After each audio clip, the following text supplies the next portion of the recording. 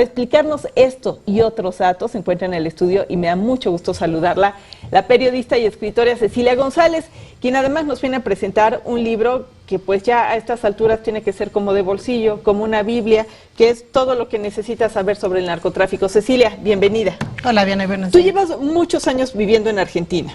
Allá presentaste un libro que se llamaba Narcosur, donde además hablas de las redes que hay del narco mexicano en Argentina. Y cuando tuvimos esta nota, yo me acordaba mucho de tu libro y decía, ¿por qué Argentina? ¿Qué ven? ¿Qué ve el Chapo Guzmán en Argentina como para quererse haber ido o al menos tener operativos? Bueno, el Chapo Guzmán ha sido como un fantasma durante los últimos años en Argentina porque durante el año 2008 hubo un escándalo que se llamó la ruta de la efedrina. Se descubrió que había toneladas de efedrina, que es un componente químico con el que se fabrican las metanfetaminas, que estaba llegando a México desde Argentina. Argentina lo importaba de Asia y luego de Argentina los narcotraficantes lo traían a México. Bueno, se realizaron juicios desde el año 2008 hasta la fecha y se concluyó que toda esa efedrina iba a parar al cártel de Sinaloa. En ese año es cuando los argentinos se enteran quién es el Chapo, quién es el cártel de Sinaloa y a partir de entonces, 2008. Desde el 2008. ¿Qué? Sí, y porque además después han detenido de vez en cuando a narcotraficantes en el aeropuerto, ya sea con metanfetaminas, con cocaína, con drogas ilegales, y siempre se les termina vinculando con el cártel de Sinaloa, debido a que es la organización criminal con mayor capacidad logística de México, ¿no? Para manejarse a nivel internacional. Capacidad logística, y además escuchábamos en la entrevista, en la casi ganadora del premio Pulitzer, entrevista de Champagne al Chapo, donde le decía que entre otras cosas tenía submarinos, tenía toda una logística, autobuses, aviones. ¿Aquí cómo es en Argentina? ¿Cómo operan? A través además de bancos, leía en tu libro de Narcosur. Sí, en Argentina en los años 90 y principios ya de este siglo fue un pueblo muy importante para el lavado de dinero. Y de hecho sigue siendo, porque también Uruguay, por ejemplo, que son países limítrofes, es muy fácil abrir cuentas, todo se maneja en dólares. Ha habido un montón de operativos del gobierno argentino, por ejemplo, para permitir la repatriación de cuentas bancarias en dólares sin mayor revisión. Entonces hay como facilidades para lavado de dinero. Por otra parte, es un país que limita con el mayor país productor de marihuana, que es Paraguay, y uno de los mayores productores de cocaína, que es Bolivia. Y esa frontera es muy porosa, no tiene prácticamente controles. Así que...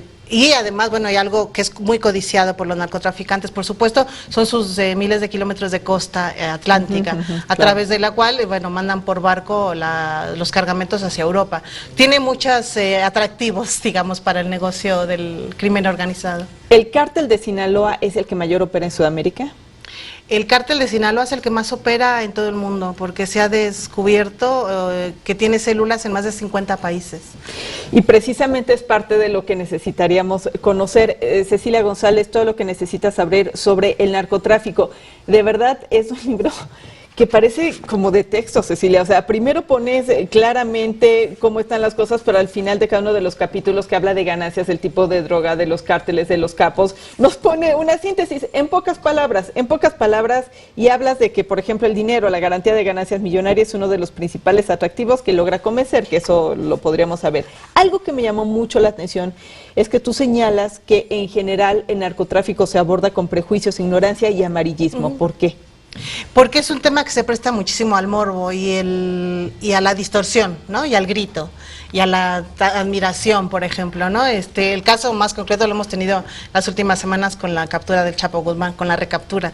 Pero en Argentina también en esos mismos días, casualmente, cómplices del Chapo Guzmán en la ruta de la efedrina, en el tráfico de efedrina, también se habían fugado y también los recapturaron.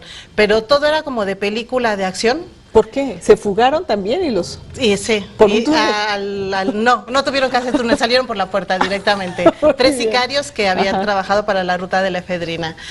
Al Chapo lo agarran el viernes y el sábado recapturan a los 3 sicarios prófugos de Argentina. Pero todo se convierte en un show y por eso en la editorial nos interesó hacer esta parte de esta colección de todo lo que necesitas saber.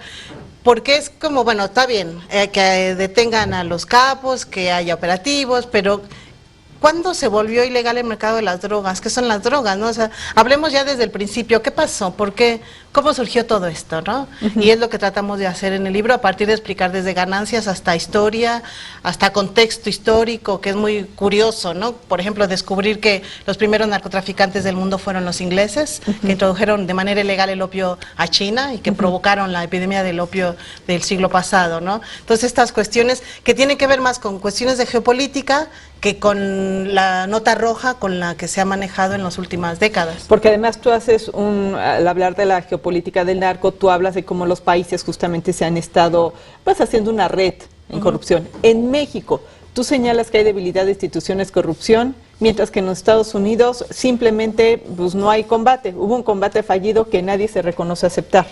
Claro, en Estados Unidos lo que ha habido es una postura muy hipócrita y muy colonialista desde los años 70, porque Estados Unidos fue el país que declaró a nivel mundial la guerra contra el narcotráfico. Se propusieron estadios, cuando lees todo esto a veces parece increíble cuando lo estudias, pero se proponían, por ejemplo, que en 1978 ya no hubiera drogas ilegales en el mundo. No, gatito, estoy nurita. Sí. Insisto lo de drogas ilegales porque hay drogas legales también, y a veces todo eso se mezcla. Se llegó al 78, luego se llegó al 98, cada 10 años se iban planteando, bueno, ahora sí, dentro de tanto tiempo ya no va a haber drogas ilegales. Y por el contrario, las drogas ilegales se multiplicaron, los cárteles también se fortalecieron, se expandieron, el crimen organizado está en todos los continentes, es un negocio súper lucrativo que por más capos o delincuentes que detengan, va a continuar, porque si no son unos van a ser otros. Exacto, es así de que eso es lo que mismo fácil. que dijo Joaquín El Chapo Guzmán. Y sí, es terrible darle la razón a un criminal, pero efectivamente la tiene. Todo lo que necesitas saber sobre narcotráfico de la editorial Paidós. Ceci, ¿tú te acuerdas que cuando nos hacían de chiquitos leer los libros y de repente decías, vamos a comprar el resumen? Yo te pido, por favor, que nos digas qué es lo que necesitamos saber sobre el narcotráfico, en dónde tenemos que enfocarnos, no solamente cobertura, sino para la gente y que efectivamente no glorifiquemos a estos narcos. ¿Qué necesitamos saber? Necesitamos saber fundamentalmente que es un negocio multimillonario y que por más que tengan a delincuentes no se va a detener hasta que deje de ser un negocio para ellos. Tenemos que estudiar las nuevas políticas que están circulando por todo el mundo, y viene ahora en abril, y eso es sumamente importante, una asamblea de Naciones Unidas dedicada exclusivamente al tema de políticas nuevas de drogas. O sea, la situación de la marihuana, son políticas que ya están circulando por todo el mundo, porque hay que hacer nuevas cosas, porque ya se comprobó que la militarización, que el combate solo policíaco no va a funcionar.